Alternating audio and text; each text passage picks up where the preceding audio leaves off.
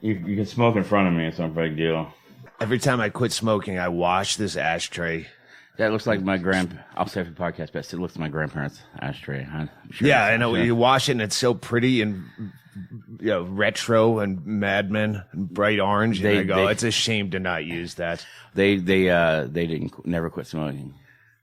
They just died really early. Yes, I know, it's a funny story. Are we recording? Yeah, we're recording. All right, we started. Right on. Good. I'm drinking vodka at 9 in the morning? Yeah, it's a little after. It's about 9:25. I'm drinking vodka at 9 in the morning, and I must be visiting Doug Stanhope. So that's very good. And I'm not driving to San Diego, apparently. Right. Well, I'm with Blaine, the lead singer of Nashville Pussy, on a post-Thanksgiving shameful morning after podcast. We wanted a podcast during Thanksgiving, but that would have been it was fucking chaos in here chaos. anyway. You apparently you have friends. I didn't know that. So and we were drunk by 11 a.m. yesterday. I drove here all the way from we drove here all the way from Atlanta, Georgia, and didn't stop. And I think I did like 75% of the driving. And I got here and then I started drinking. And yeah, we had we'll have a cocktail, show you around, and to put you down, to take the road jitters off, and that just kept going straight through. Yeah, I became like lovable and really fast, and like after that became like everyone was probably glad I went to bed after that. Well, I did suggest that if you took a nap, I think it was around 2. That's when the middle game was on, and you'd have 2 drunks in a day. You'd come up refreshed. You could get drunk for the late game. I'm not that big of a drinker, believe it or not. Right now I'm drinking. I'm mostly a pothead. And also, man, you don't want my drunk comments on the first football game I watched in this year.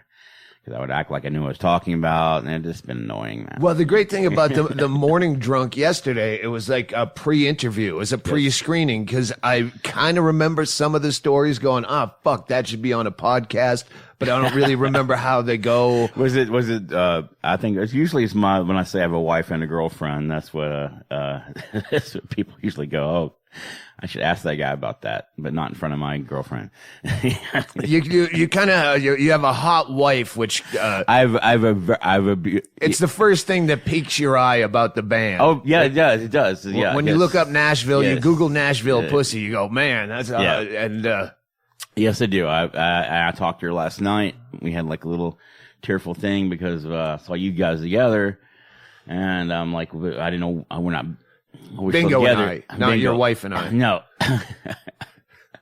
No, not yet. It's like, it's all Bingo and you together. And it's like, I just realized that me and her aren't building things together anymore. You guys built this, and we had we were together for 20 years. We're still married. And but I had one of those things. It's Thanksgiving, and, which I usually don't put a lot of stock in, but, I had a nice Thanksgiving. And if she was here, it'd been cool. I mean, I really, and I'm madly in love with my girlfriend. I wish she was there too, but neither one of them were here.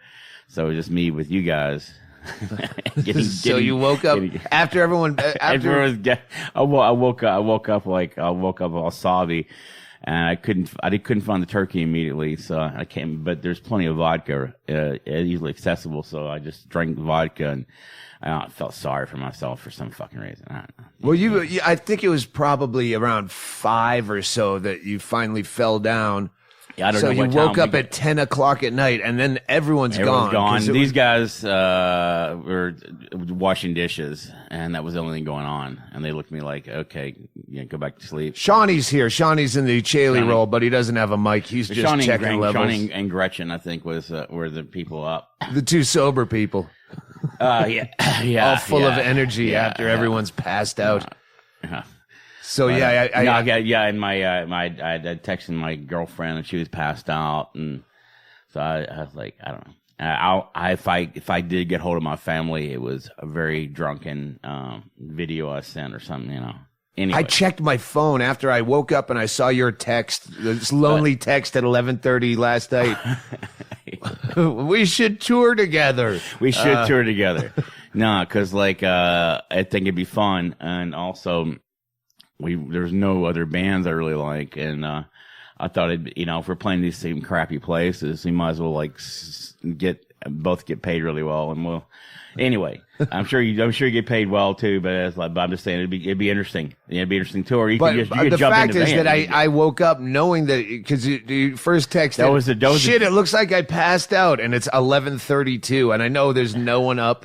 I remember one time I went to Costa Rica where I day drank in this little surfer town, Dominical, and I passed out in a hammock. It was beautiful sunset. I was slurring drunk. And I woke up at about 10:15, and the whole town shut down at 9. And there was nothing. Like I couldn't even get a glass. It was my first time, so I didn't even know if I could drink out of the sink. So I'm just parched. I couldn't find anything to drink. I went through the car. I found a chocolate chip cookie that I'd bought during the. So that was my only beverage. I ate it, made it worse. But that's what I was thinking about you waking up.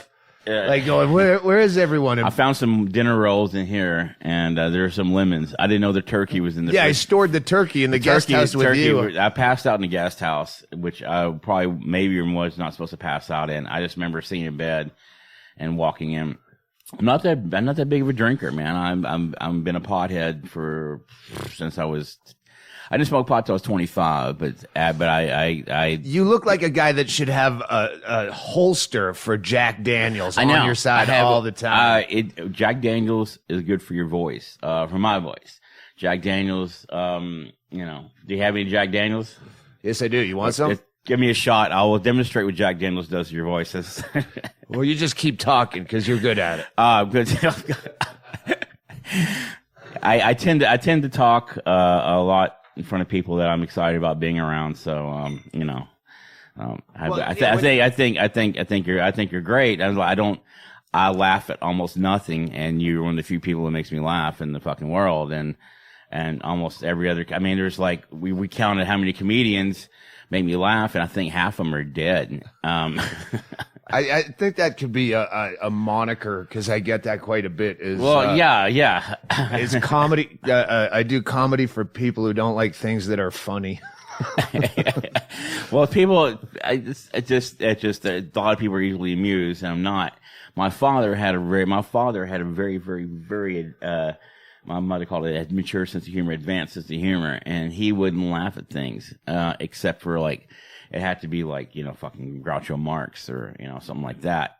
And that, it wasn't intellectual at all, but he would laugh at things that are way more advanced than other people. Cause I remember his friends, my father was a football coach, a sports coach and teacher and stuff. His friends laughed at fucking Roadrunner cartoons. And I would sit there and like, whoa, this guy's an adult and he's laughing at this. Like really fucking laughing. I don't know if you remember Neighbor Dave from last night. He showed up later. But he will laugh at football at Geico commercials, and you cringe, and you're crushing your beer can silently in your hand. It's like you've kind of. We had an old drummer in Mother Band Non-Pound Hammer who laughed at like fucking everything. Like he was describing the Ace Ventura movie, and he had tears in his eyes, and you're just going. This when it came out, I just admired because me and my wife were watching him describe this. And going, it'd be great to laugh that fucking easy. It really would. Everything's fucking fun. He thought Ace Ventura was so funny, and we take him to movies, just to get his perspective on why do I hate this fucking movie that makes everybody laughs at me? Why do I watch something like that? And I basically want to kill everyone involved, I just I don't like anybody is like, I hate, and it makes me hate everybody is in that movie for life, and all they're trying to do is make people laugh. And that's why I always defended Dane Cook on some level, even when it was me talking shit about him. I don't think he would have laughed at Dane Cook, but you gotta continue. Sorry. No, I don't laugh at Dane Cook. I like Dane Cook as a rival. We came up together and, from a comedy competition in San Francisco on, he's been my kind of, nemesis, and I hated the fact that all these people thought he was funny. If you don't think something's funny, most people don't think you're funny, no matter who you are. The biggest comic in the world. Well, if you knocked on every door just on any random street and made that your audience, like just, yeah, most of them are not going to think any given person's funny. It's No, for sure. I hated the fact that all these people were laughing. Yeah, Well, of course. I wish I was laughing. Yeah, I If mean, you're laughing, you're better yeah, off. it just leaves. I mean, I have the same thing with bands and stuff, which is like, especially when I was with my other band this, before Nashville Pussy, it was a band called 9 Pound Hammer, and that's what the drummer Rob is from, and I from the years of 1986 to before I started Nashville Pussy did well to where I wasn't a jaded fuck. We got nominated for a Grammy off the bat and everything else. So it's like, and we got a bunch of money. So I was like more well-adjusted person. But the previous band, 9 Pound Hammer, anyone who did better than us, I hate. Anyone from 86 to like 97 who did better music, which is basically fucking everybody, than us, I just can't stand them. I fucking can't stand them. And it's like, even to this day, it could be someone mentioned Smashing Pumpkins. I've never heard a song. I just don't like them because they did well and I did not, or whoever. I see. I never had any kind of jealousy over other people's success. I had moments of I should be trying harder. Like you look at Louis C.K. and he's like fucking doing screenplays and he's doing this and he's doing that, and I don't have that ambition. But the best TV show is one you're in. You're in Louis C.K.'s one where you're playing a character. Yeah.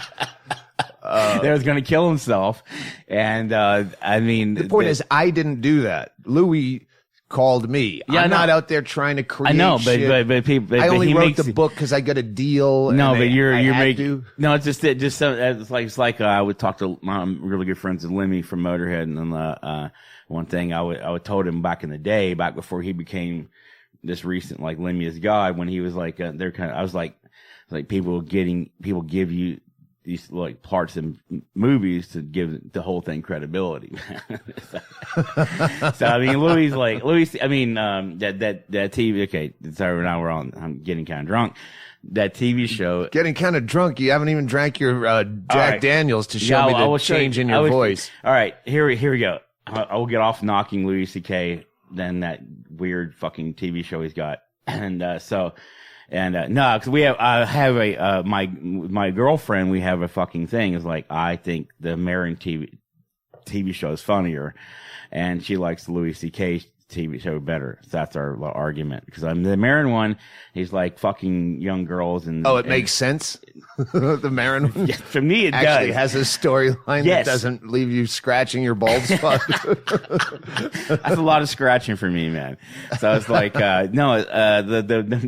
Marin one is like, yeah, the Louis C.K. one is like, dude, you're like this huge comedian, and he's like dating these librarians or something in New York, and he's crying all the time. I don't like that shit. I don't fucking like that. I don't like that. I think I've said that on the podcast before, that I just wish he was like, you can't be as successful as Louis and always be as down on yourself. No, amen. And all right, so what's the word for drink your Jack? And let's get to Marilyn Manson stories. All I right, remember.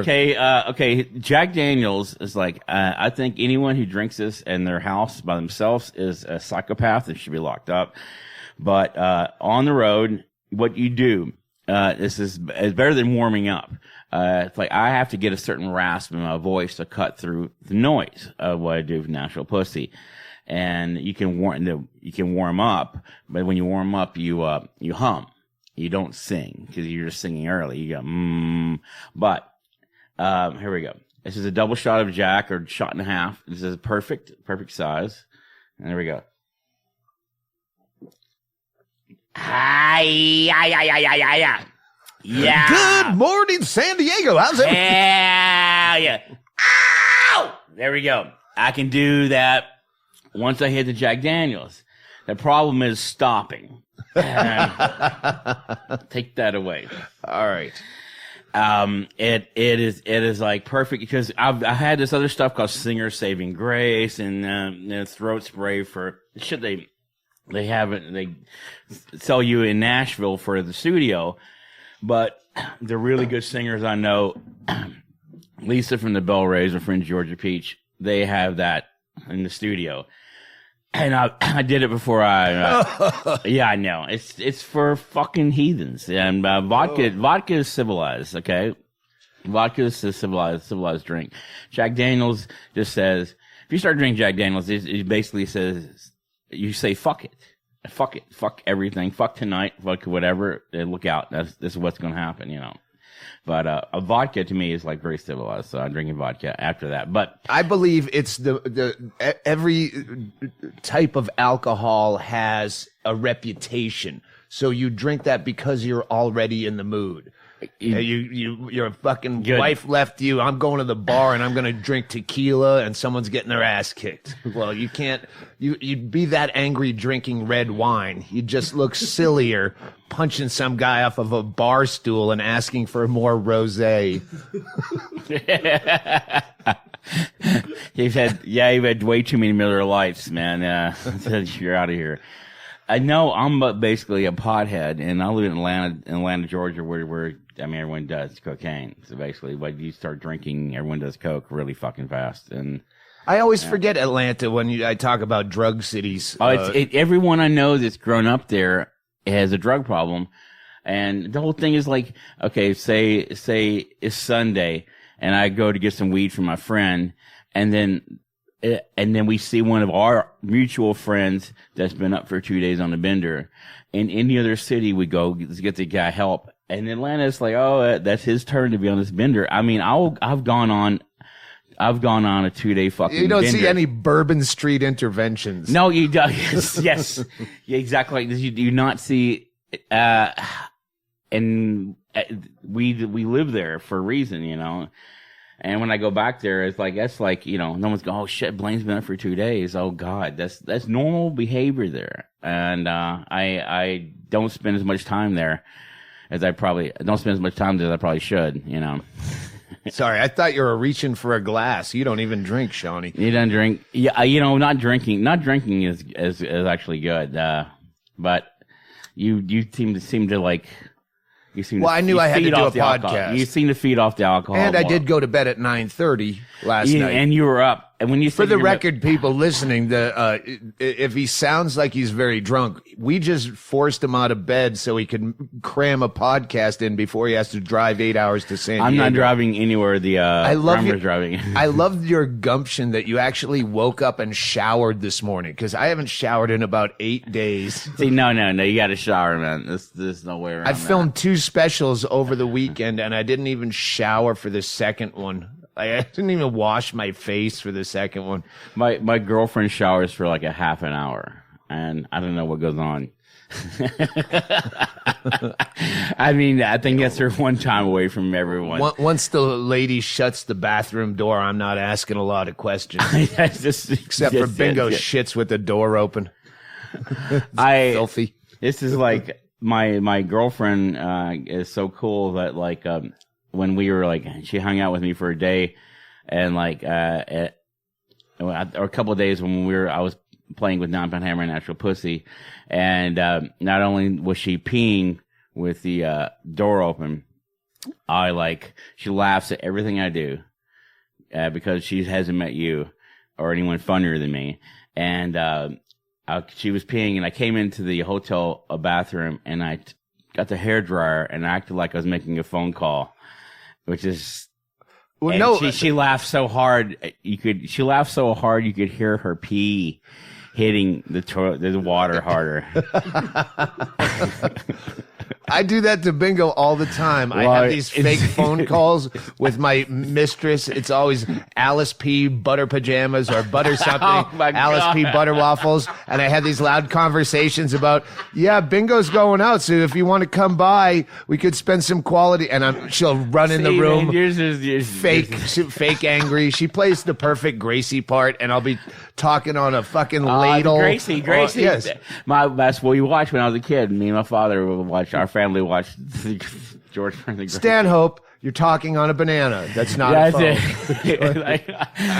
She's here. I gotta go. I've got to laugh from the banana and the hair dryer. And no, that's why I gotta keep the chick away from comedians because she's perfect. She laughs at fucking everything I do, and something like that doesn't get old. And you're like, oh shit, because I used to be a funny guy. I used to be funny when I was in high school, and that was what I did. That was my thing. And then I became kind of a cult level. We got nominated for a Grammy. And became, kind of an asshole. While the getting was good. In what category? Fucking heavy metal, dude. I hate heavy metal. Best heavy metal performance in 1998. Yeah, okay. It's like me getting the best Christian comedy. No, it's not. Something. No, it's not. It's like just saying. No, a place. No, it's not. No, it's not. It's like fucking nominated for a fucking Grammy. It's the only thing I ever impressed my family. So let's not knock it by saying your thing about your whatever, man. No. And my mother called me and said, Blaine, you should really take into consideration if someone's trying to play a joke on you.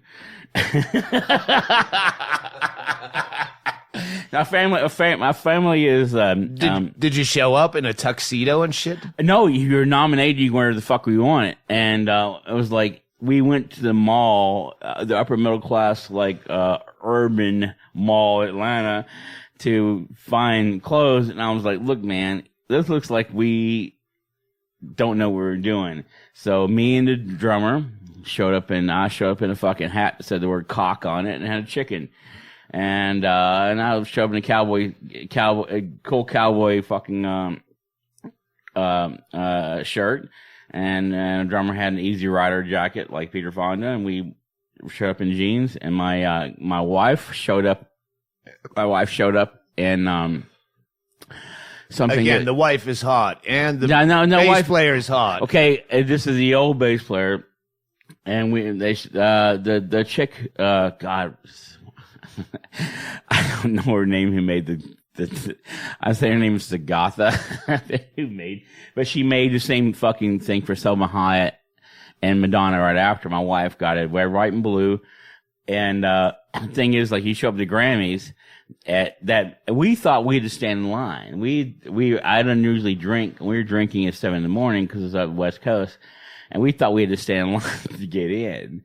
And the people from no, we did. I don't fucking know. If they told me I was worried, no, nominated for a Grammy, I don't and he's waiting in line with the people. I'm from Kentucky. I don't know any. He's standing with the paparazzi taking cell phone pictures of everyone on the red carpet. This is 1998. There weren't all cell phones, so it was like. I'm from Kentucky. I like how you corrected the wrong part of that. I didn't have a camera. I didn't know. We were like, it's like that line's gonna take forever. Like, no, you guys you walk down the red carpet. And what they had was these enthusiasts in this little makeshift bleachers. And most of them were enthusiasts. That's enthusiasts. Most of them were. That's almost a way of saying fan. Where you're trying to, they're rock. Back when rock N-word, you don't want to say the whole thing. Back when they had this thing called rock and roll, there was fans and they knew who we were. And my wife, it was a song from crazy A&E's crazy Grammy moments. My wife did a one-handed cartwheel down the red carpet, and she got no panties.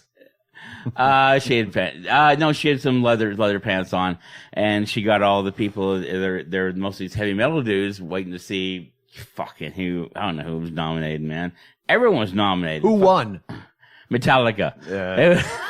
Fuck Metallica.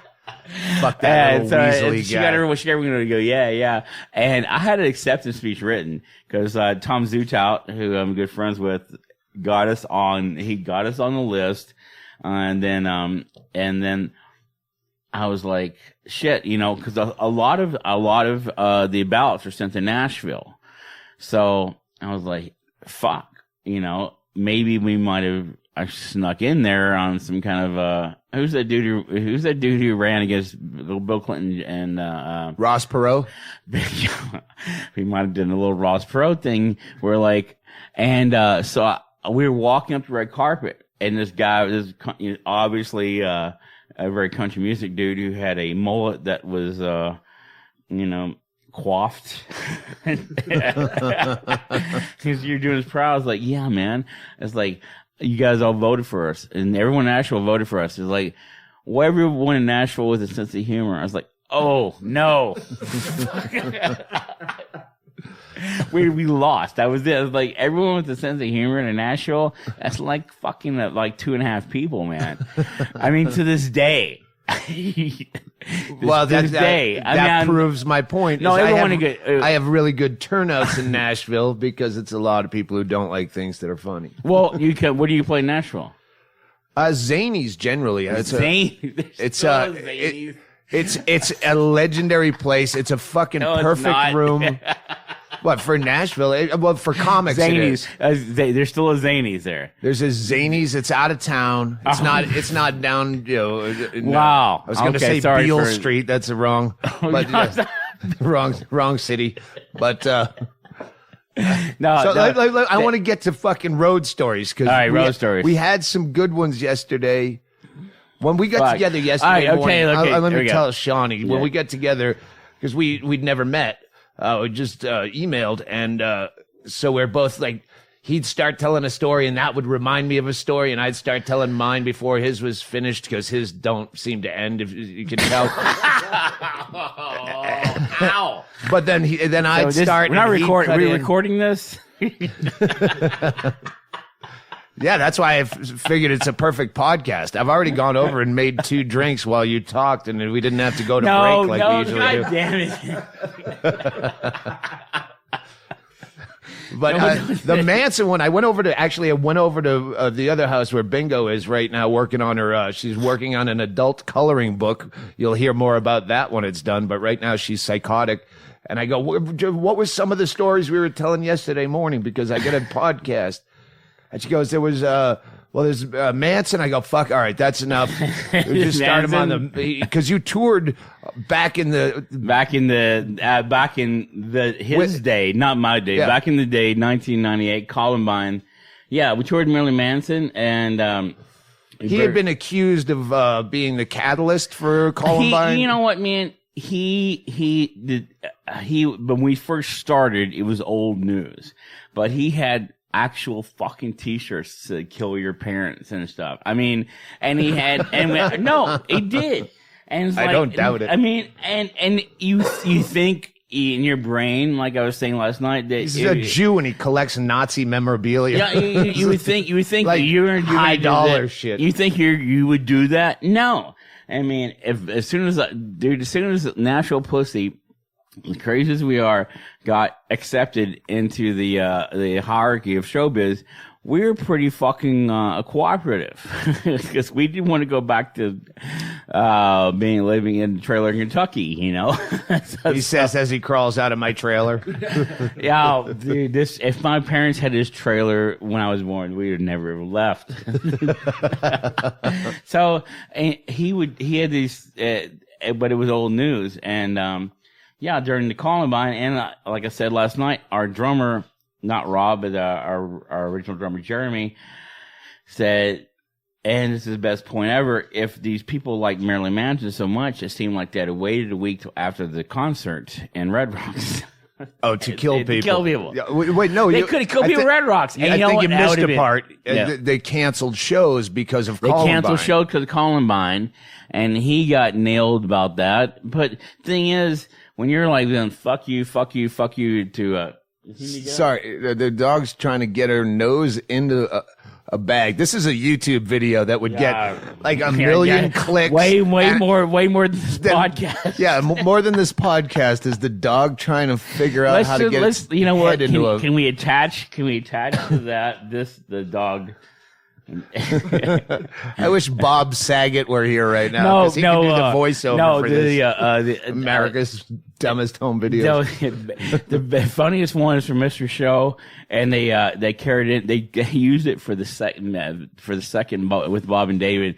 As Baby Loves Head Rub. Baby Loves Head Rub. They used it. That was so good from the first Mr. Show. They used it on the second one, and I'm probably the one that caught it. I was like, oh, that's from the first season. Yeah, I was back to Manson. What? Back to Manson. All right, away from comedy rivals. Back to Manson. And yeah. So when you give America the middle finger, and they respond and you're surprised, then that's what goes on. But then he was fucking crazy, and he still is. No, well, okay. When we our first gig was in North Carolina, and we had some record company money, and I got a Marshall and a fucking Fender Bassman from 63, 64. We got two of those hooked up with the Marshall, and it sound. I mean, people who are guitar players are jacking off right now, but we split a fucking 70s Marshall with a 1963 Fender Bassman. Yeah, baby. And and the only thing I got when we sound checked was a bounce off from the end of the stadium.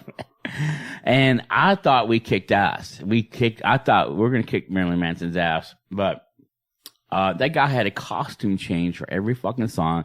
He had at any time 11 maybe spotlights on him, and he never left character.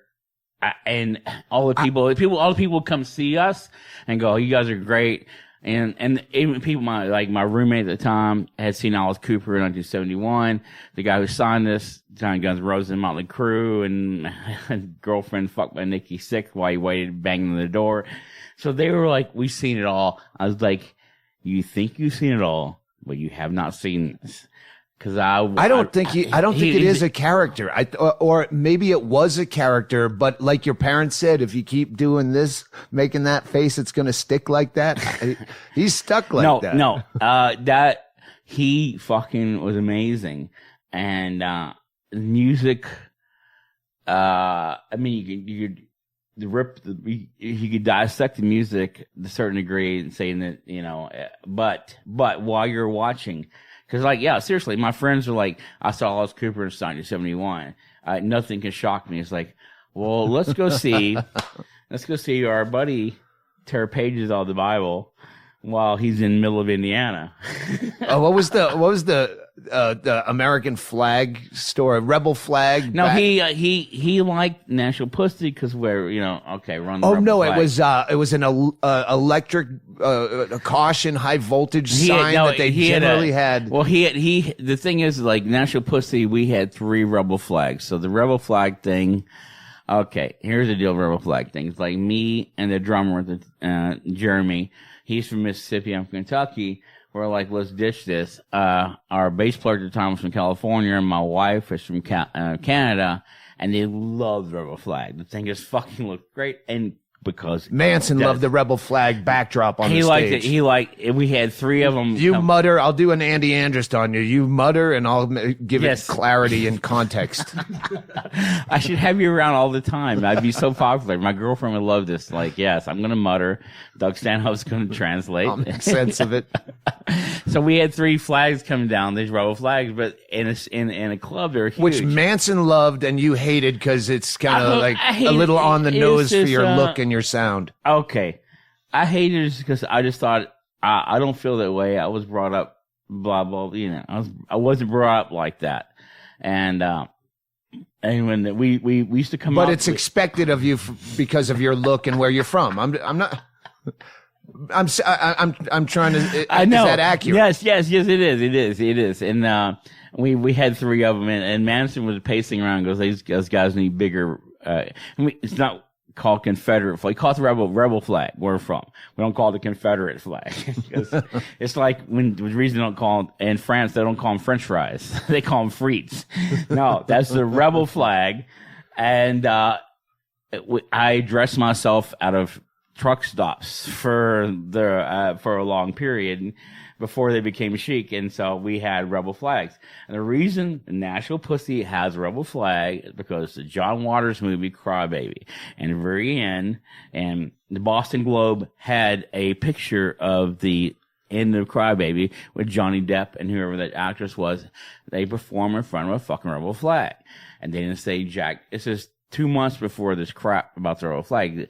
They didn't say jack shit about that. So we always thought it looked cool. I was like, that's a really cheap backdrop. And me and my wife, we live in Nashville. We can get one of those anywhere.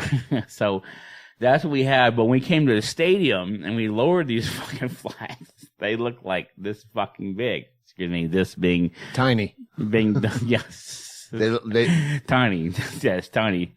And we came out to like Black Oak, Arkansas singing Dixie, which was very non-inclusive, let's just say. So we ditched that fast. I was like, it's like they're taking this all the wrong way. Yes, the rebel flags got lowered, and we're ditching the Burning Cross closer too. Hey, man, that's y'all's deal, man. Waters reference? John Waters, yes, John Waters. They didn't get these people. No, what, John. you fucking born in a cave. You don't get John Waters. John Waters' Crybaby has a fucking rebel flag for the goddamn thing. That's it. And an obscure John Waters at that. Crybaby? No, I think this one. That's one that people saw. I don't know. I hate John Waters. Oh wait, is he the Twin Peaks guy? What's that guy? David Lynch. That's the one I could never. Sorry, all right, sorry, John Waters. All right, sorry. I might not hate you. I don't know. Anyway, don't get any references. So we come out to in the stadium, full of these like kids coming to see Marilyn Manson, and like we came out the Black Oak, Arkansas version of Dixie, which is like hard to listen to, even if you like the South and the band. And I was like, I sound like Pavarotti compared to this fucking dude. There's like 3 fucking flags being lowered, and it's like, I wish I was in a land of cotton. Like they're like, boo. Wait, okay, this is your band doing this? This is band. So we switched from the first. I was like, okay, we're coming out to Van Halen, Running with the Devil, and I was like, don't. Which was still lost on most of these kids, man. So, but it was Marilyn Manson. Manson, if I remember the story from yesterday, barely. Manson had some backdrop that to fuck with him on the last night of the tour, they changed his demonic type of backdrop to a big happy smiley face. He had a podium, which was like during when he ripped pages out of the Bible, which had the symbol for danger. You're going to get electrocuted, which is put on things that like are obviously some big electrical engine that's as big as a room, warning voltage. And he had that on his podium, and he'd been up all night for some reason partying with our ex-bass player, who's a stupid idea to do in the first place. So he comes on stage. He comes on stage, and he hadn't slept. And what I did to both our bass player who partied with him and her husband at the time was gave them an habanero pepper, which is like will make you feel 20 pounds thinner. Yeah, he told me that yesterday. And this is the perfect hangover cure. Make someone eat a habanero pepper. No, it's if you have to do something and you're getting a cold or you're feeling down, the Pink Floyd scene after he shaved his eyebrows and they have to jack him up with B12 and he's melting. Well, Manson had the B12 guy there and it didn't work. And now my wife got a B12 from Manson's guy on the tour, and she came out and did a one-handed cartwheel on the stage. That's the B12 does work, but it does have their limits. The thing is, if you eat habanero pepper, seeds and all, for the first 10 minutes, you're probably going to cuss me and say "fuck you." But you can't because you're salivating and crying. You'll spit up and you might vomit and stuff, but when it kicks in, you will feel you'll have an hour or so of like this. You'll feel 20 pounds lighter and retard strength. 10 years younger, man. And I gave it to our bass player, and it worked. I was like, and she had access to Manson. We didn't because she was kind of the star at the time. So she took a habanero pepper to Manson. He's like, there's no way. Manson I'm going to get off track here for a second because you always have two hot chicks in the band, and your wife is one of them. And when I looked you up, I'm like, oh, I'm seeing a picture of a hot chick, but they've been together since 1996-7 they started. So let me make sure. Oh, even the recent pictures, she holds up in her 40s. I was wondering, I called her last night. Crying, all right. I was wondering. You happy now? I was wondering because you have a new bass player who's. I called her crying too. No, I didn't. All right. I'm just wondering: is the bass player chick like Menudo, where you have to switch out for a new, younger, hotter chick all the time? I've backed myself in the corner until I have to get a girl, and sometimes it's been the dumbest idea I've ever had. So your bass player now, Bonnie. Oh, Bonnie's cute. She's 35 now, but you've known her since she was 16, and you would sneak her into gigs. Yeah, it's a sneak. I mean, she tried out when she was 20, and someone else tried out, and I thought the other girl fit because to play bass in our band is not any kind of musical feat. I'm glad she did show up during this podcast and left probably because I'm smoking. Yeah, for various reasons. Now, I mean, I would always say is like, I could teach a monkey to play bass in our band. And then I would pause for a second. A monkey. That might just. I mean, the first band to have a monkey. And, especially nowadays with this shit going on, man. Yeah, monkey. It's like, don't hate the monkey and all that. Yeah. All right. So Manson's on stage. Fucked. The habanero pepper did not work. The B12 did not work. He does 7 lines of cocaine instead, which is like, when you've done 50 the night before, it does not work. Yeah.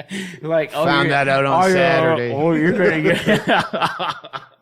So he came on, and he was like, because dude, the guy is amazing, and he would usually just beam this fucking radiate this fucking personality across the fucking stadium. It's something I can't do. It's something we can't do. He fucking did it. He was there and he was like so lethargic. But there's one scene he had where he had like the electrical, like a danger sign on top of, on the podium where he rips up the Bible for the closer. And the crew hated his guts so much. And they did, and you can't piss off people that work for you. That's the way it goes. That's why he's not playing these places anymore. It's like they put a fucking 70s smiley face on the podium, and the yellow happy face. Cliche. I think you kids have it on your phone. And various emoticons. Yeah, there's one that cries. The one that doesn't cry. The one that's like sitting there and happy. Yeah, like yellow 70 smiley face. You said it perfect. They put that instead of his high voltage danger. And he thought we did it. And so they came back and they started yelling at us. I was like, no, I wish I'd have thought of that, because and he tried to turn over this is podium. On stage, like during his closing in Iowa, and he notices. Out. He looks over and sees that, and he tries to turn the podium over, and it's heavy because it's weighted down, and you go wheel it out. And plus, he'd been up all night, and plus, he weighs like about 100 pounds. Yeah, he's not a threatening figure. No. In a horror movie way, but not in a tossing heavy furniture way. No. And so he tried to turn the podium over, and it was like looking like at an ant trying to take something up a hill or something. It was not good. It was like, an ant tried to carry an apple. Yeah, Stretch Armstrong was big, but those arms are rubbery. So he tried to turn it over, and it didn't happen. And he just kind of ended up pushing it. And the last thing he did was like he pushed a cymbal over for the drums and walked off, and that was it because of Columbine. It's like your wife throwing a vase at you during a domestic thing, and it just bouncing. And there was a riot after the show that we didn't see because we were in. Our band was in a dressing room that was behind a pretzel stand. That's right. No, we weren't. We walked off stage like a rock stars, and we kicked ass that night. And it was like we kicked Marilyn Manson's ass. It was like we kicked. Okay, the only one we toured this guy for a month. The one gig we kicked his ass is the one that he stopped short, and did. Oh, that's right. It wasn't a closing bit. It was that night. It was a night. It was you guys are. We were at Denny's of all places, and there's a bunch of kids because the only thing is open in Iowa, and they like came there after the concert and. Man, you guys are better. It's like, okay. And under this circumstance, we were better. Otherwise, that guy, it was amazing. Like I said, I had people there really old, and I brought them out, and they said, I saw this Cooper 931, blah, blah. I was like, well, you haven't seen this. You have not seen this guy do this thing. And, they would just start and go, holy shit. You know, one night. Hang on, I want to go into something that we were talking about between bands and comedians. Is that in comedy, relatively, there's not that kind of I'm going to blow them off a stage kind of mentality. Really? No. Relatively, relatively with comedians and musicians, I always hear them talking shit about other bands. But we get along though.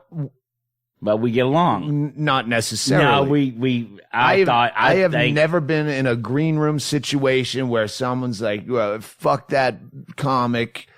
Really? Well, I mean, it's mild gossipy shit. But hang on, at the end of the night, when people say you're all selling merch and someone comes up to you and says, you should have been the headliner, it's wincing to every comic. Like, this is not a fucking competition. Really? In comedy, I've always felt like it's us against the audience.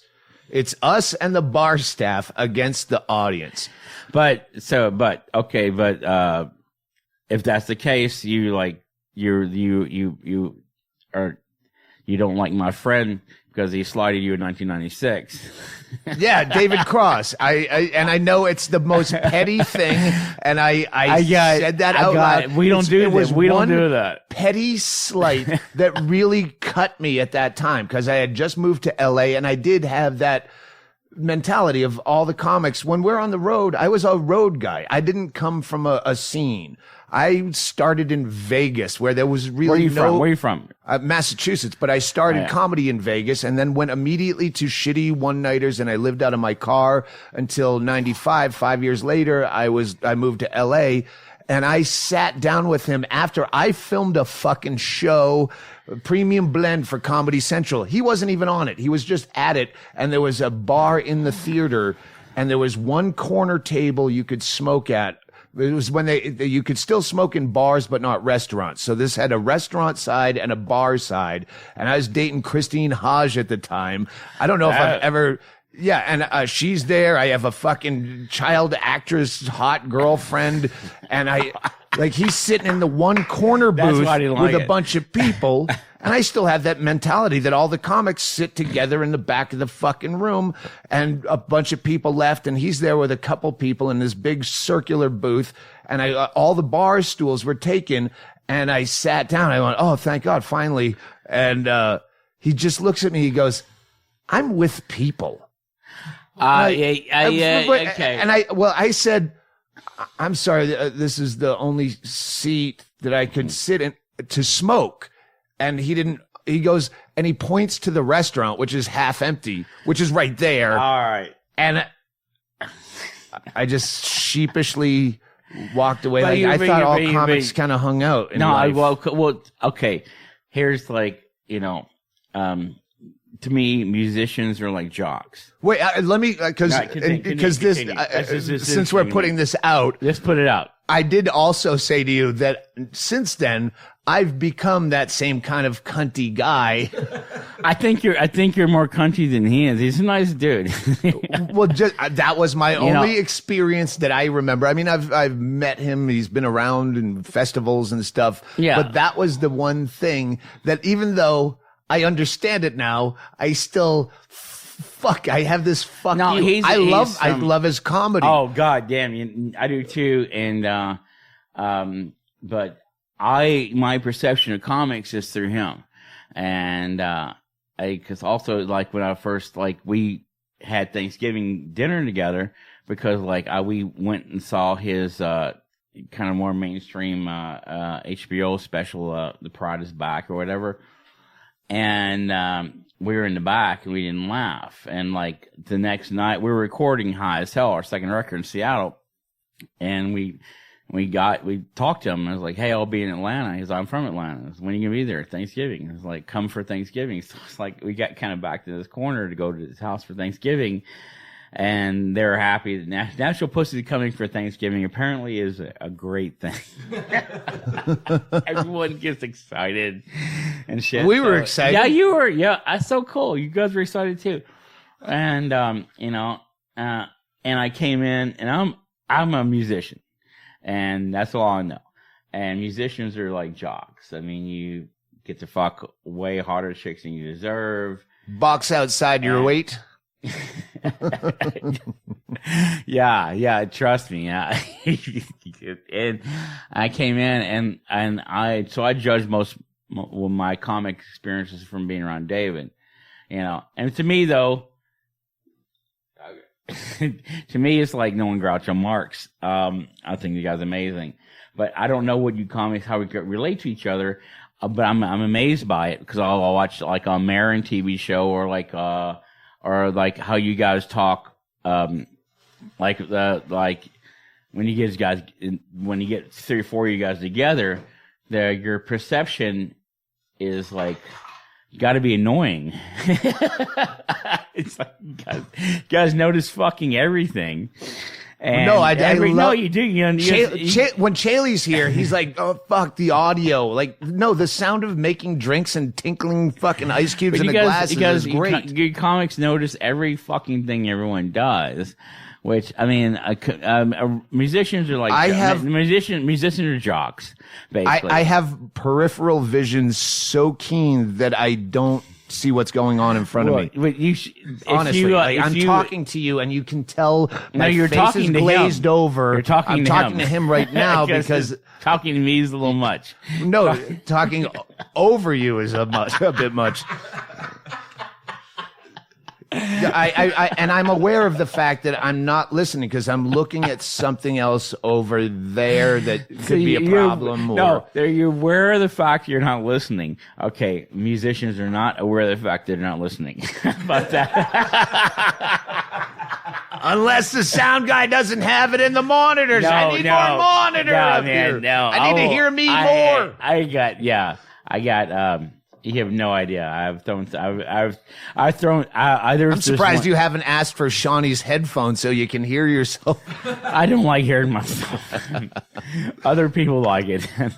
when we'll see what the feedback is. Well, okay. Well, hey, this is gonna be the most popular podcast ever. The one that everyone's waiting for is we brought podcasting equipment, just inside pocket kind of shit to Manson's house, and we did this 4-hour rambling where Bingo has to hold the thing with the 2 mics attached while we wander around, and I go out to smoke because you can't smoke over his giant sterling silver plate of cocaine. Yeah, he's still doing coke. That cuts it. I didn't say that. It might have been a joke. Lawyers are listening. Shit, man. Oh, goddamn. I was like, really? Still? Boy, it's been like 16 years, man. If we're rambling, that was just so Bingo listened to it. and said maybe you could get a half an hour out of the last hour. I hope we get 45 minutes out of this. Hope Bingo thinks this is a 45-minute. Oh no, it's fine. This is the greatest podcast in the history of. I had a podcast and called the Drunken Rock Show, and it was the most popular thing I had probably done. But my roommate who set everything up, we got I would just mostly play music, and I would talk in between. And you did it. Doug did for my radio for Slinging Pig Radio. Doug did an ID.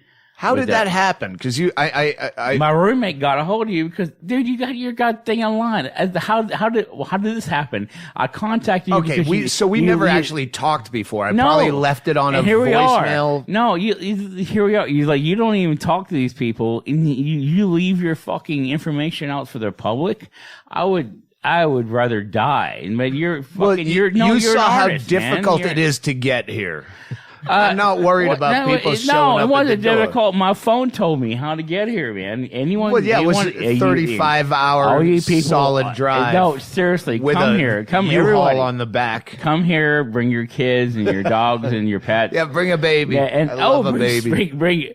If you don't have a baby, rent one and come here.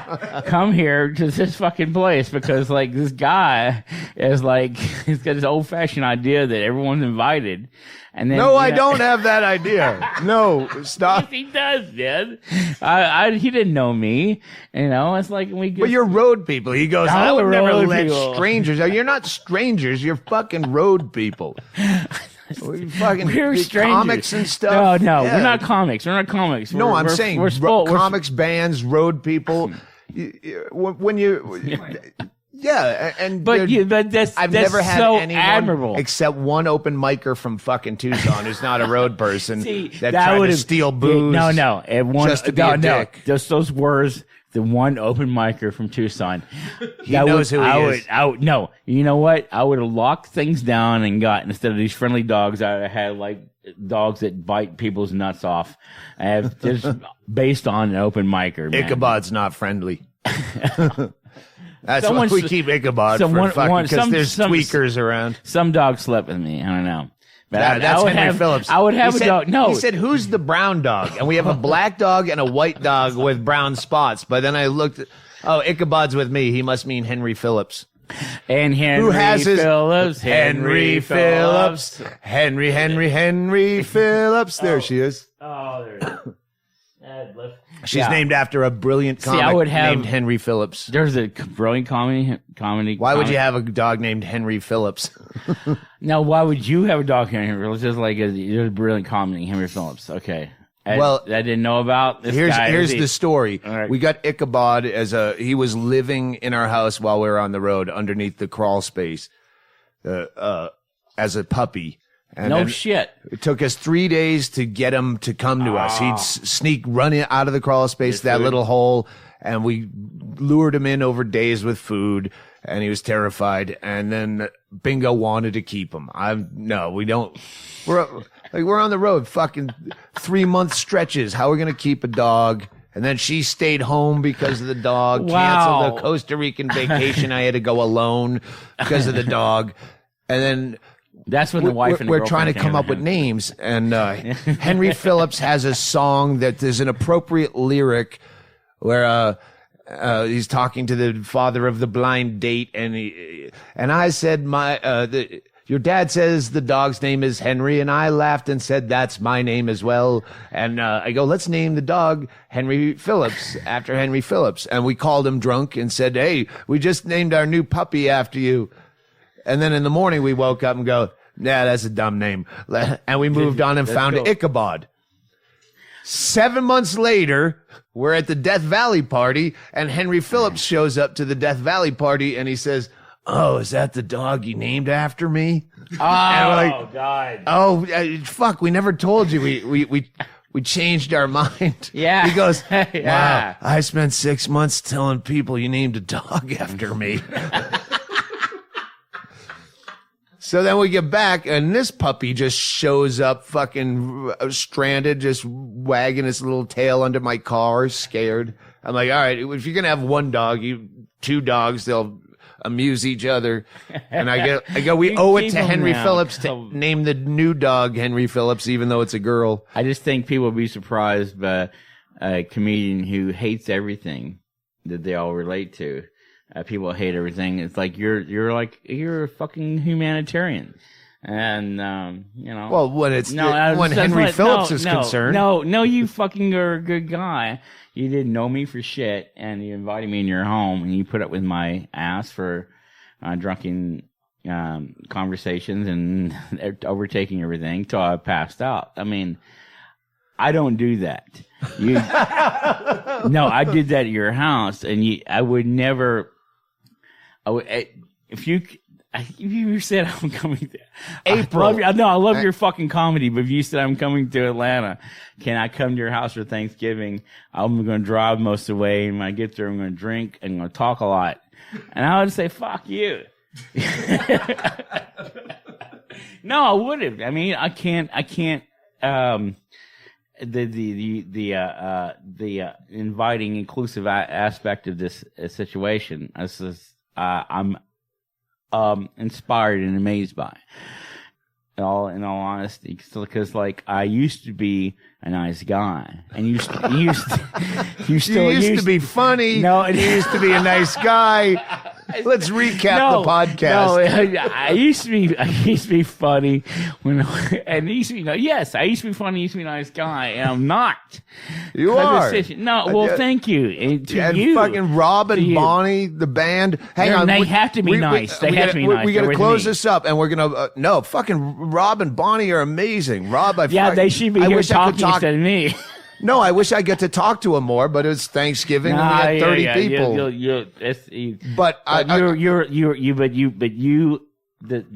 Stop before you get to the I love you mans. I wasn't going to do two that. Things. Yes. I need to plug your dates. You're all up the West Coast, San Diego. Go to NashvillePussyAnywhere.com. I don't know. I'm just Google search Nashville Pussy because it goes San Diego up through California, Oregon, into Vancouver, San across Jose. Canada, Western Canada, and then down through I think Salt Lake and Denver, and Albuquerque, the launch pad, which we love. Dante's. They're playing Dante's in Portland, my favorite fucking bar ever. You know what? They let the Dante's. Yeah, well, okay. Dante's is way packed. So look up the dates. Let's go back to the launch pad. Where does it end? Yeah, the launch pad in Albuquerque, the only place I've ever played in Albuquerque. It ends in Vegas.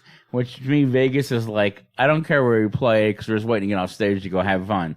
I think you're playing the place that I heard about. Tiki bar. Dive bar. Playing Dive bar. That's it. It's owned by Double Down. Yeah. No. It might be. They might be like. Am I fighting now? Yeah.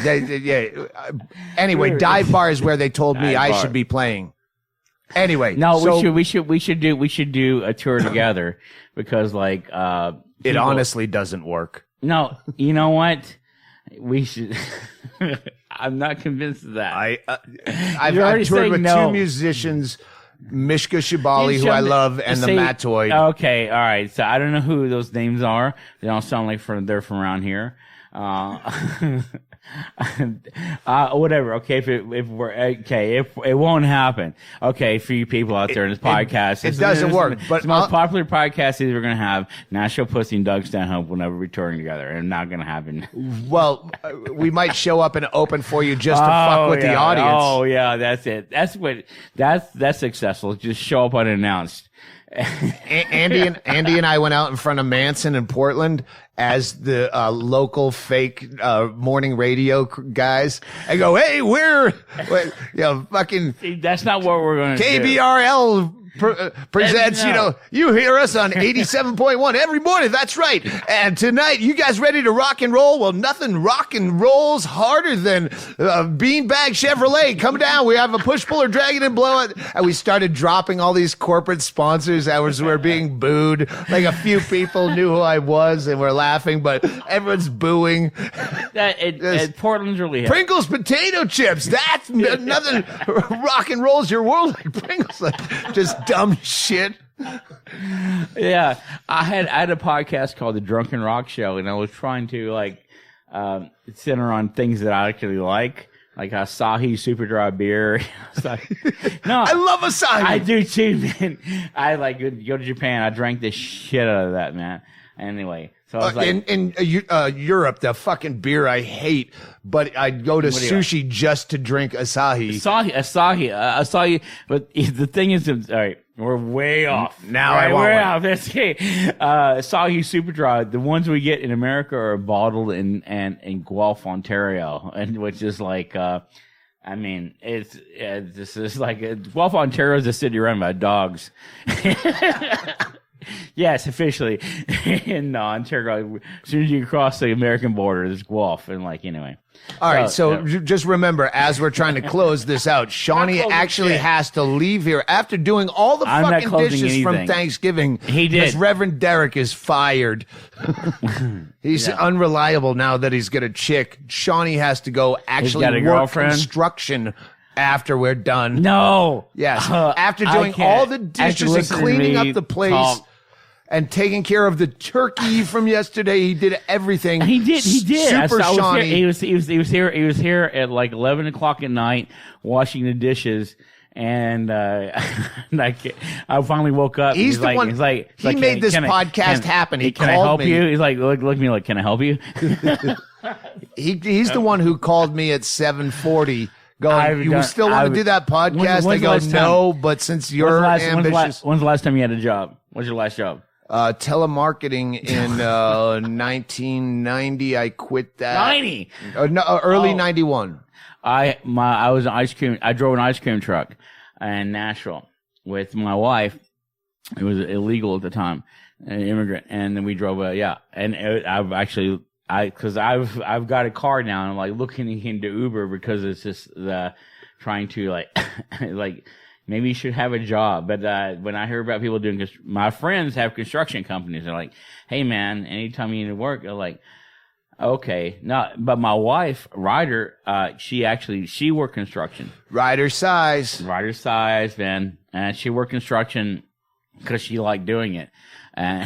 For the record, you were only invited because you had a hot wife and she didn't show up. So I have a hot girlfriend. She didn't show up either. So it's just me. Fuck them. No, I plan on fucking. All right, the construction thing petered out because you forgot the fact that we're trying to close so he can go work construction. And that touched your heart so much you wanted to go on a 15-minute ambling, endless story.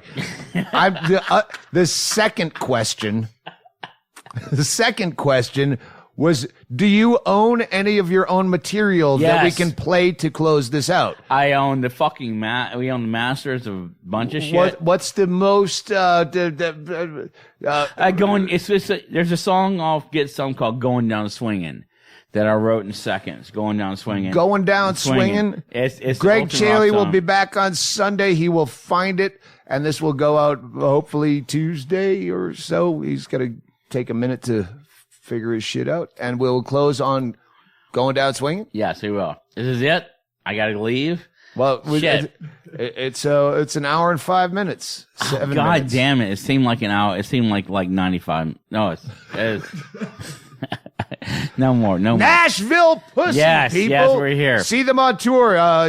Google it, find the tour dates, and go see them. I'm a lucky motherfucker. I spent Thanksgiving in Doug Stanhope's house, so I have a very charming. And when you see Nashville Pussy, wear a T-shirt that Chaille has for sale on the website at DougStanhope.com. Yes, hey, how about that? And I have. I'm a lucky. Do you go out and do you actually sell merch? Do you go sign shit? Or do you go out front after the show? Only if I'm really fucking broke.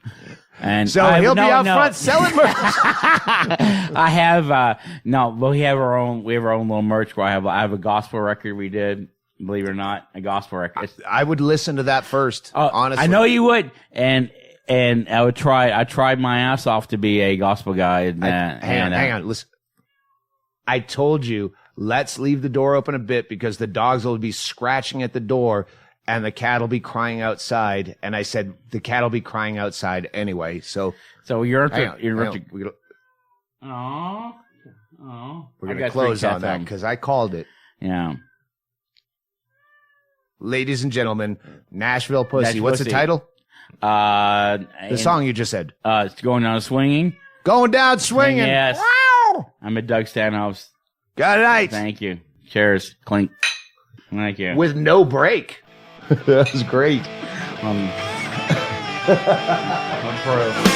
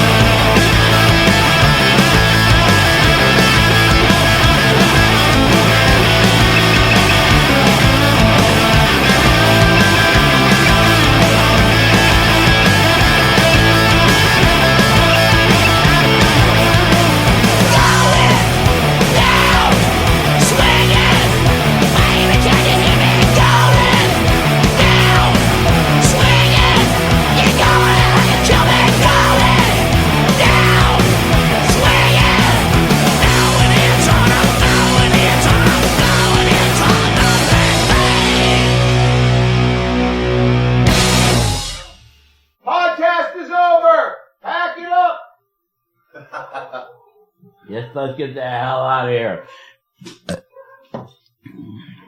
Take the bud. No, man. I had Doing that since Trousers died. He just walks around crying for nothing all the time. You give him treats, still cries. I'm not getting another kitten. Fucker. I got 3 cats at home, and I've had them for 15, 16 years, and they go outside, and we have a... They don't talk like that, but me and my wife, I mean, dude, I don't know, man. I had a big fucking thing last night. I saw you guys together, and I started Me and crying. Bingo. Yeah, I started crying. Yeah. And I called my wife up, and I was like, what are we doing? And, yeah. So, and it's a big... How long have you been broken up? Like 4 or 5 years. I called it quits just because, I mean, she was with Jeff Henneman. This is what made a really interesting podcast. She was with Jeff, and I've never been single, ever. Me either.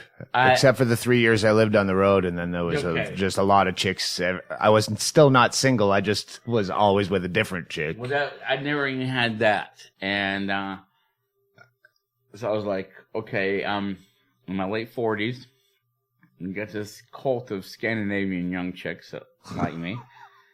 And I'm fucking kicking ass. And it didn't...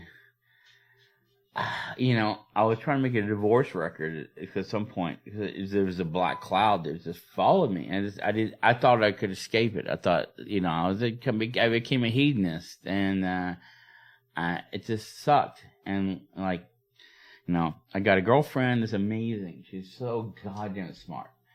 She's so fucking smart. It blow your mind. And in Portland, and my ex, but the thing is, we're just sitting there going. I talked to my ex last night. It's like, what are we doing?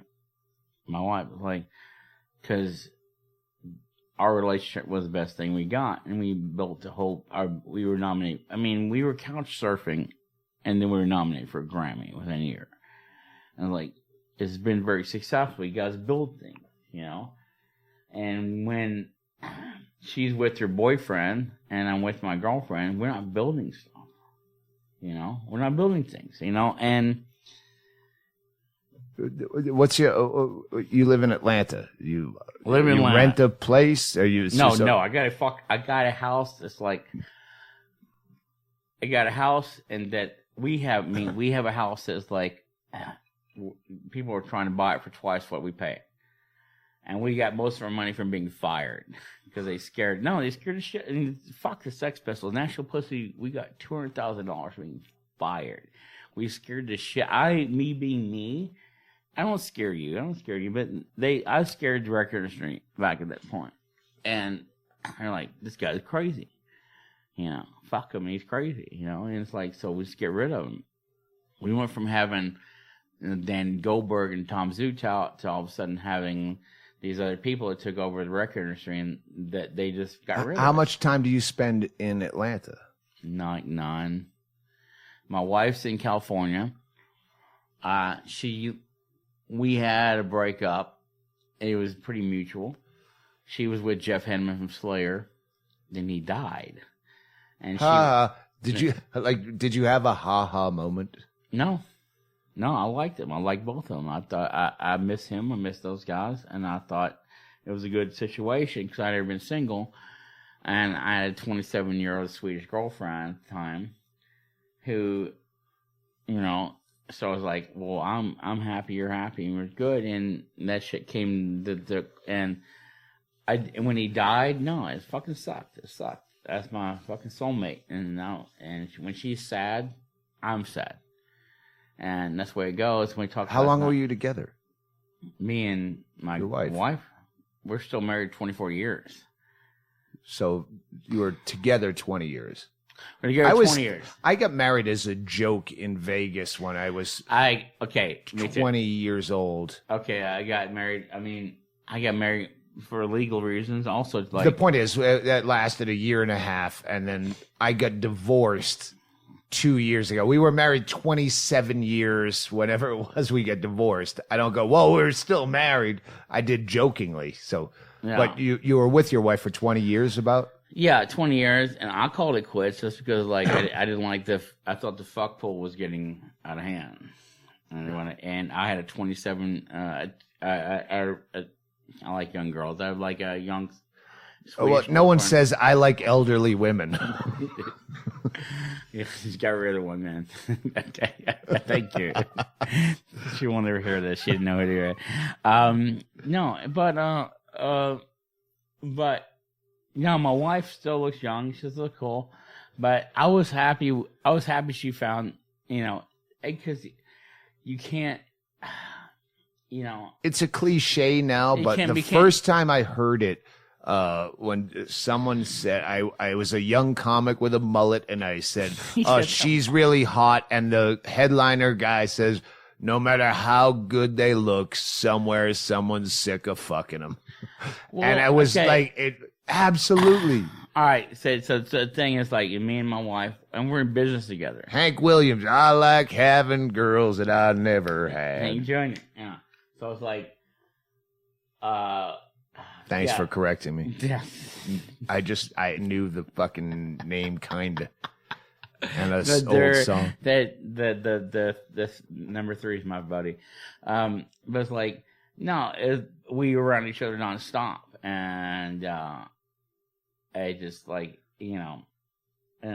get a still from over there. Just keep talking, because we're taking recording still. No, thumbnails. We're thumbnails for the right. When he puts it's like picture of us talking.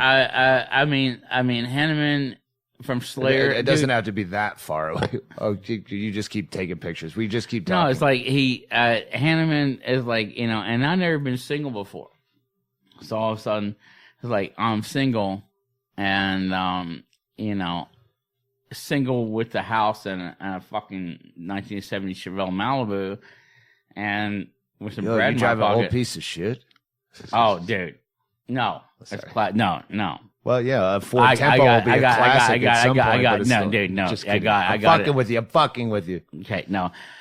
I am, but the thing was, it was like you're way more hot when you have someone that, you know, you're not like single. But anyway, so the whole thing was you're like, way more hot when you look like that and do rock and roll rather than look like you and do construction. I'm not doing construction yet. No one cares about the Chevelle. You got a job for me, man? I'm not construction yet. Anyway. It's a wicked scam how entertainment gets you, again, boxing outside of your weight. Chicks oh, man, got my girlfriend just texted me, and she's 33. She looks like she's 25, and she's fucking beautiful, and she's smarter than 33 looks like 25 to me at 48. They all look the same. No, and young people are black people to me. They all look the same.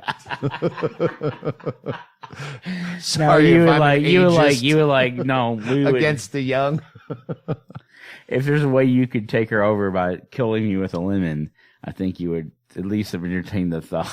She's fucking great. Killing her with a lemon? Killing me with lemon, not her.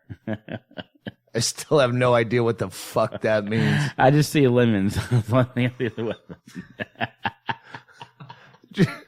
Did you just start that sentence in a Brady, yes, Jan Brady whatever. way? Yeah, whatever. Yeah. I have a boyfriend. His name's Ron. Ron Lemon. I don't have Ron Lemon. I'm way luckier than I should be.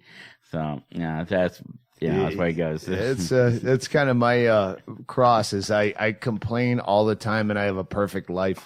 I'm ugly. I have a good girlfriend, and she's cool with options. If I didn't, I know the options are my downfall. I think. You know, what are we talking about? Are we still recording this shit?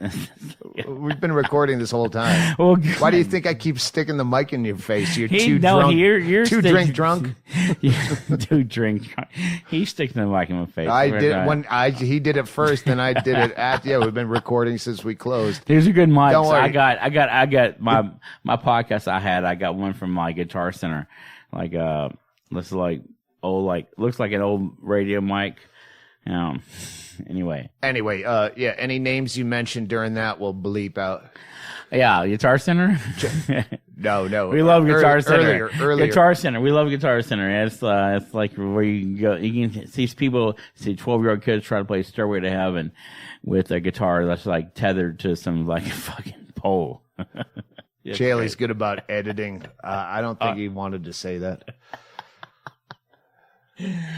That I have a very charmed life that I can come and hang out with you because you're like one of the few people who make me laugh, and you made me laugh yesterday saying like almost nothing. And you were kind of an easy laugh yesterday. Okay.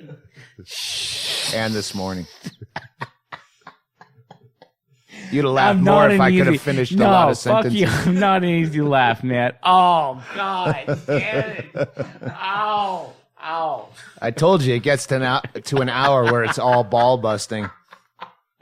Oh. Shawnee's just waiting for the I feel like terrible, an hour man. where like racist jokes come out. Oh no! What the fuck? No, you say from that me, from me. No, I'm saying from me. I told you yesterday. Damn it, man. He goes, I'm not going to talk bad about because he's my friend. You're some band guy. But no racist. And I go, shit, first of all, why wouldn't you talk bad about your friends? That's what we do behind their backs and to their faces at a certain hour.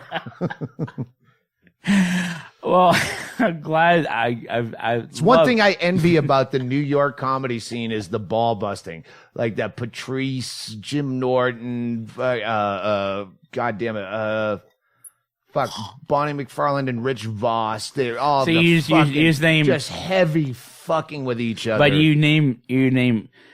All these people don't make me laugh. You made me laugh. You're no, I'm talking about the ball busting. I know, but you're way Nick better than those DiPaolo. guys. The people you just said, like Jim Norton. Stop! Don't. No, This fuck is on a you. podcast. This is my mic. First of all, you don't. No, wait a minute. If you don't think I'm David Tell is funny.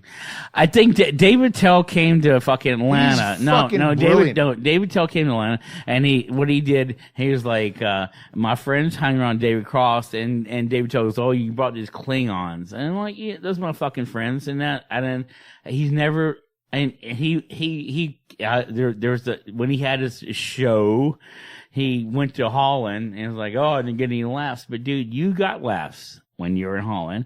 You got laughs in Scandinavia because you're funnier than that guy. There's such thing as funnier. It's a personal opinion. No, this is why I defend. This is why I'll defend Foghat. I defend Foghat. Now Foghat. No. All right. I'll defend as a musician. I will tell you why Foghat is like the highest, the highest thing we've in music. There's an actual talent of being able to touch strings and keys. Yes. There's not that in comedy. Yes, there it's is. Just and you have it. You got to face that. I don't. Yes. I don't think I'm funny. Oh, you're honestly, crazy if you don't think you're fucking funny. I don't. Dude. I don't. I wouldn't listen to me. I fucking bore the shit out of me. I do listen to you. So what? So what am I wasting my time? Give me a break.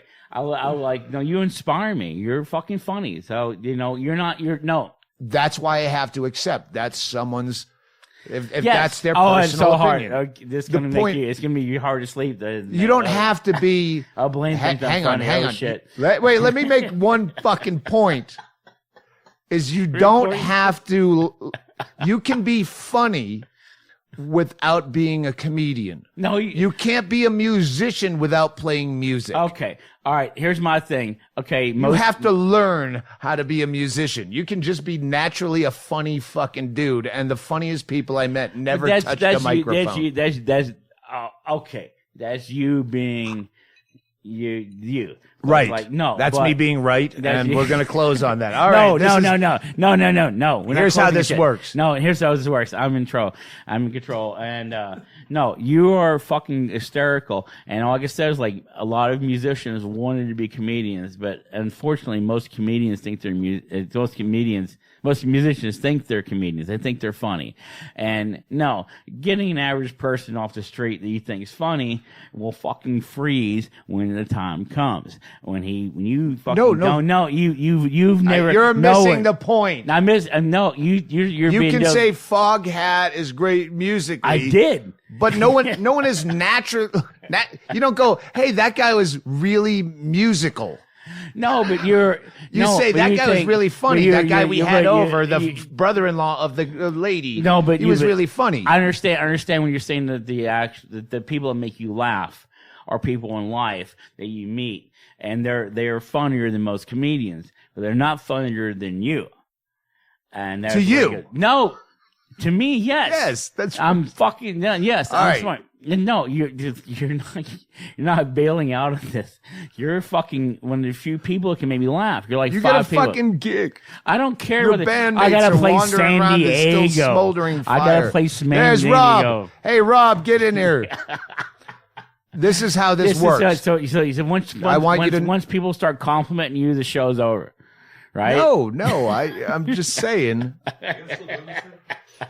Here's what we did. We did a fake close, and then he started telling real stories. Right. Rob, the drummer, is fucking waiting to leave. Yeah, I know. And I was trying to compliment him, and apparently that just like, get out of here. You shush for a second. And here's what we did. We did a fake close, and then he started talking real. Not that he wasn't, but we kept recording. All right. Where he didn't think he was on mic, and now it's the 20 minutes. What we do is we're going to play the song that we announced for the closer, and then this will go on for anyone who sits through the song and still listens. We've done this a couple times, hidden tracks, where Joby didn't want to talk about the gruesome details of his sister's liver failure death. So you're comparing my. I'm just saying this is bonus footage on the podcast. Is that so? Liver failure is in me or bonus footage, right? That's it.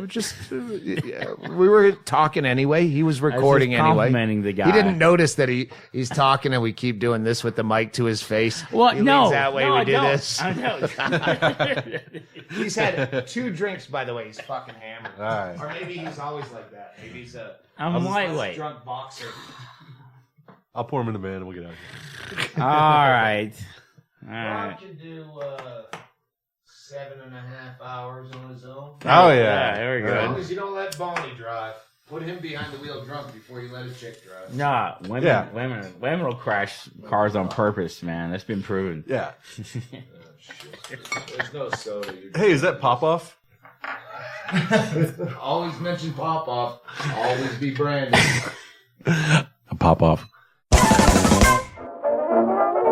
Hey, Pop-Off Vodka. We haven't, our long-term, our longest sponsor. We haven't, pitched Pop-Off Vodka for a while. Hey, Pop-Off Vodka, people. It's a plastic jug so big you can crawl inside with all of your deepest fears and still fit comfortably. Pop-Off Vodka. Go down to the bottomest shelf of your local barred window retail liquor establishment in that part of town. Get yourself a bottle of Pop-Off Vodka. It makes you smile like you just got 500 surprise dollars in the mail. And now back to the podcast, already drinking Pop-Off Vodka.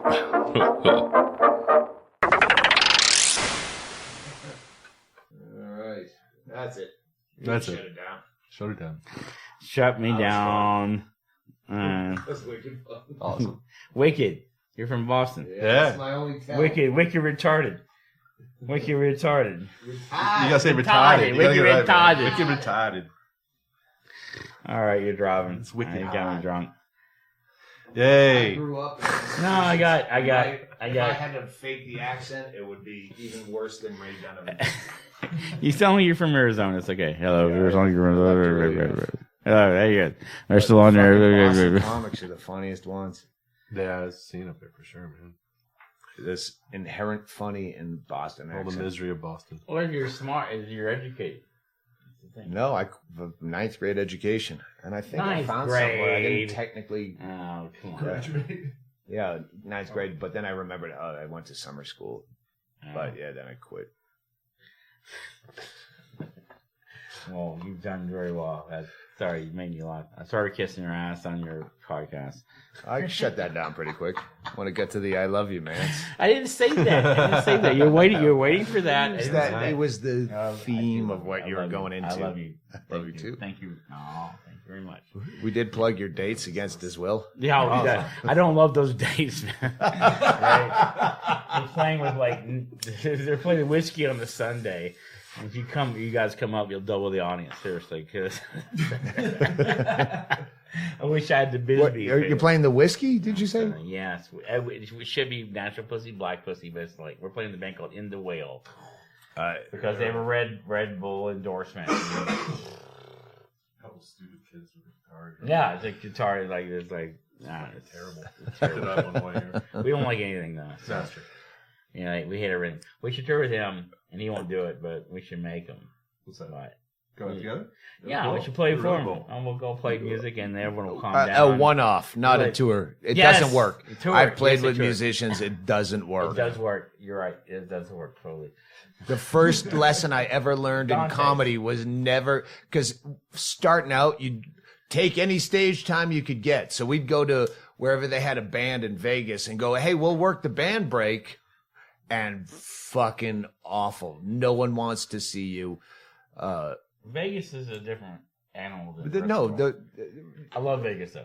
Your fans don't know me, and my fans came for comedy. They don't want to hear music. We have we have the exact same fans. They're just disgruntled people who hate everything, and the one band they like is us. The one comedian they like is you. Yeah, if there was a through line, He nodded.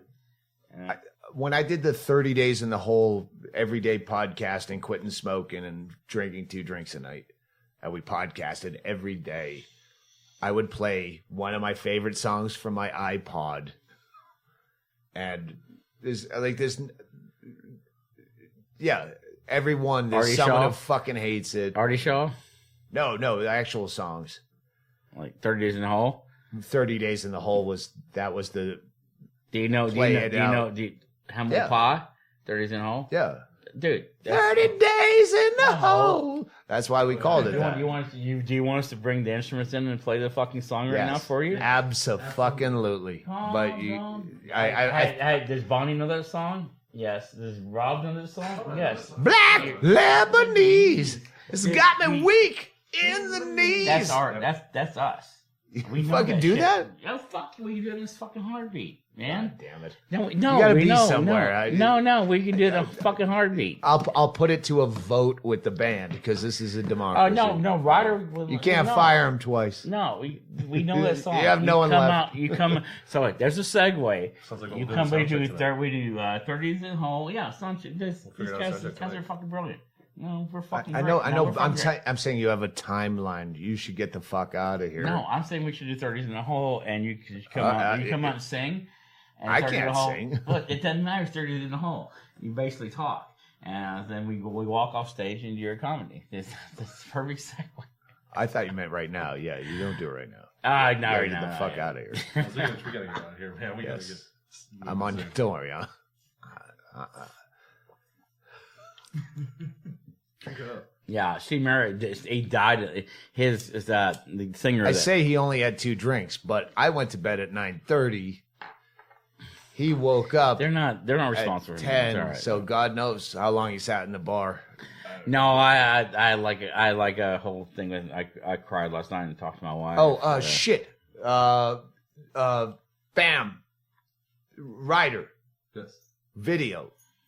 She wants behind the scenes. Did you get any? Why were you filming the podcast? Last Film night. it now because we're All still right. recording. Yeah, film this. Film We're this. Okay, There yeah, you go. film this. And like, It was 2 drinks plus a double shot of Jack. Yeah, all right, 3 drinks. Yes. I'm down to the 30s in the hole right now. Sit. We're podcasting still. Oh, can't see this. All right. Okay. Hello. Because we tell me, yeah. You got it? Video. Give him get your phone set up because you know how to fucking do that, and then there's no bullshit. Sorry. Oh, you got it. All right. You don't have to put your phone down. Put your phone down. All right, because we have the mini stage set up. Yeah. So we're gonna do 30 days in the hole, and No, yesterday when you showed up, if it other circumstances, if you had 2 days here when you emailed me and I said, well, you can even get here Wednesday because I knew we couldn't do you like acoustic I can do and 30. Thanksgiving at the same time, but I wanted to like get you to play. You did. No shit. We didn't do anything. Well, we have the patio outside too. We've had bands here, but I wasn't going to go, oh, you drove fucking 33 hours from Atlanta. Set up. You're You know here for what, man? Thanksgiving. We'd have been 1,000 times better than anybody. Stop. Ignore the camera. I ignore the camera. Hello. Ignore the camera. Ignore the No, camera. ignore the camera. We're better than any of those other people. You blow your mind how good we are. No, I'm Yeah, talking. good. No, Wait, these guys- first no. of all, you're talking about my friends that have bands in town. We've had them play. Come on. We're better than them. My friends play. The point is, No, we are. I wouldn't ask you to play. The fact that Way I made better. you wake up and do a podcast before you're already late. I'm gig. feeling very honored by talking to you. Period, because I think this is like Stop with that. No, you can't get. It's like this is one of the few people. First that of makes all, me she laugh. should be wandering with the Yeah. camera while we're podcasting Just like because you this keep playing to issue. it. No, If you get behind me, just wander around. Just wander around. See, every time I start complimenting this guy, he doesn't like it. So No, every time you look at the camera, this is supposed to be behind the scenes footage, you fucking cunt. I'm doing it great and you're ruining it. As soon as the camera goes on, is this Girls Gone Wild again? No, Where do we get no, my man. t-shirt? I wish this girl's gone. It was Yes, we are. fucking fantastic having you guys here. Well, I mean, thank you for having me here. Thank you. right. Thank you for having us here, man. This is fucking Us, weird. thank you. How Thank you the for fuck saying having us, not me. It's not all about you. It is. Well, They've during learned a this. conversation. They've learned this. Hi, I'm Blaine. Who's 55 years old and has a name Blaine? 51. Whatever. Who's I don't not know. 30 years younger Fuck than you. you? My mother was from Kentucky. Blaine is a soccer kid. I know, man. Yeah, my mother was 16 years old when she had me, Aiden all right? and Give me a Blaine have fucking to go to break, man. soccer. Yeah, I was born. I stole that I was from born in Christine Levine. I was born in Turtle Park in Kentucky. Wasn't born in Massachusetts. At Six Flags or wherever the fuck. Oh, because it was 15 degrees warmer there. What the fuck does that mean? There's a lot of really nice places in Kentucky and a lot of shitholes in Massachusetts. What are you fucking talking about? I know. Exactly. You guys got to go to San Diego. Yeah, we do, and he's trying to get us out of here. And I'm trying for you. I don't need you to leave. I'm gonna. Yeah, I already started drinking. go. I'm gonna have to keep going. You have to do a gig tonight, 7.5 hours away. You have to. You're gonna have to deal with like people who don't laugh at everything you say, man.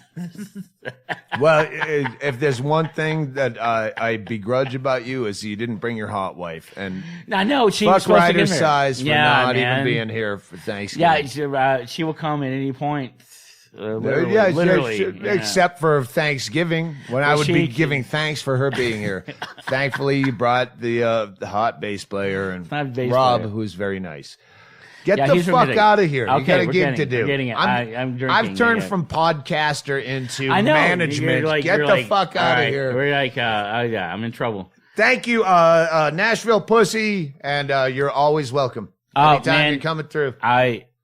Thank you. On your way to On the Land. I like this dude put it up in his podcast anytime you're coming through, and I happened to like do the math. We were coming through on Thanksgiving,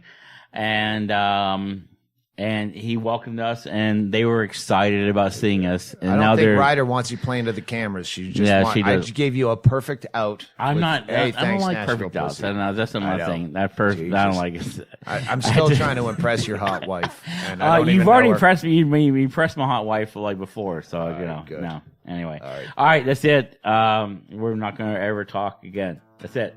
Got it. You email every 5 years. That's it. That's good. All right, I gotta go drink. I love you, sir. I'm coming around. Don't hug me over the bar. Hug you over the bar. I'm not working. Well, you're meaner than shit, hotter than hell. 10 months pregnant, but you can't even tell you got it on.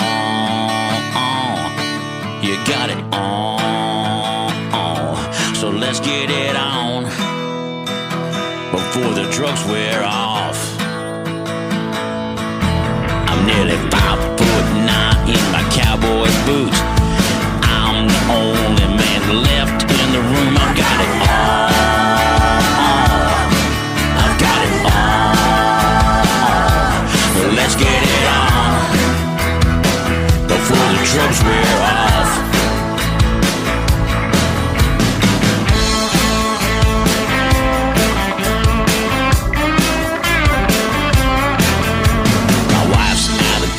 Cause her daddy just died, so I got a place if you got a ride. So come on,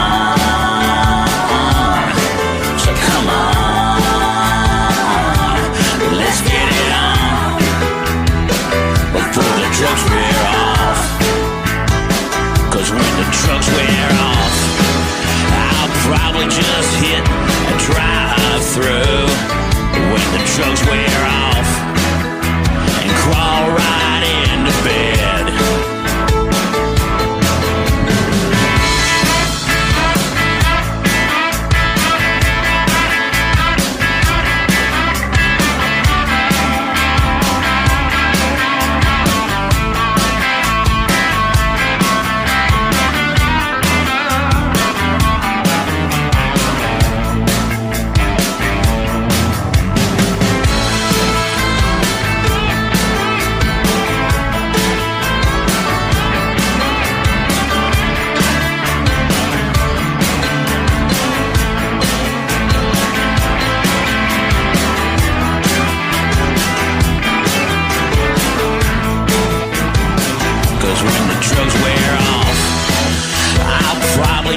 Hit a drive-through when the drugs wear off.